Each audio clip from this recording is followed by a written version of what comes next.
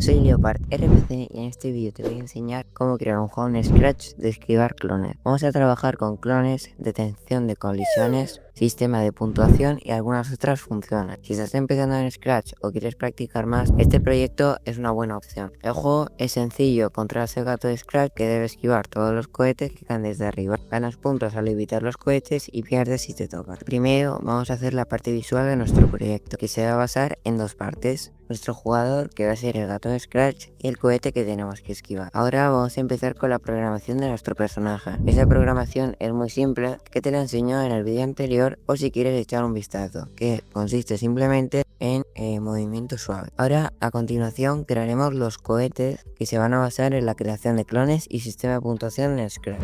Empezaremos poniendo, al hacer clic en la banderita como todos los proyectos de Scratch, y vamos a poner dar a puntos el valor de 0. Habrá que crear una variable que se llame puntos, que es estas funciones extra que os he comentado. Después, para el cohete, para que apunte hacia nuestro jugador, vamos a poner apuntar en dirección 90 y reiniciar cronómetro. El cronómetro lo que va a servir en esta programación es que va a ser que gradualmente nuestro jugador vaya más rápido. Pues vamos a poner por siempre, esconder y crear clon enemigo. A partir de esta programación del cohete no vamos a tener que hacer nada más y vamos a tener que empezar con la programación del clon, que va a ser al comenzar como clon ir a número aleatorio entre 100 y menos 100 y 120. Esto va a ser para que nuestro clon se genere de este punto a este punto. Después de esto vamos a poner apuntar hacia objeto 1, que el objeto 1 es nuestro jugador, y vamos a poner mostrar, ya que antes hemos puesto esconder en la programación. Después vamos a poner repetir hasta que,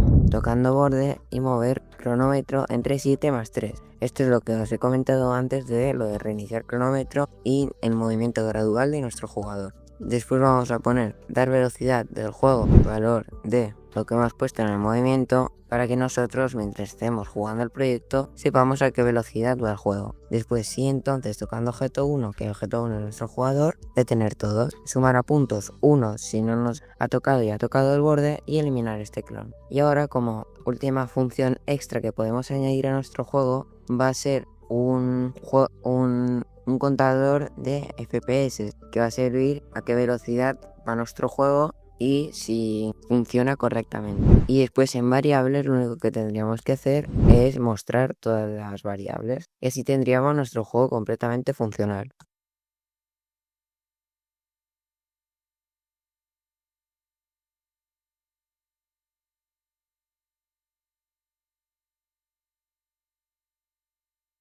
Con eso terminamos el proyecto. Si quieres seguir mejorándolo, puedes cambiar los personajes, añadir más obstáculos o programar nuevos objetos como escudos o vidas extra.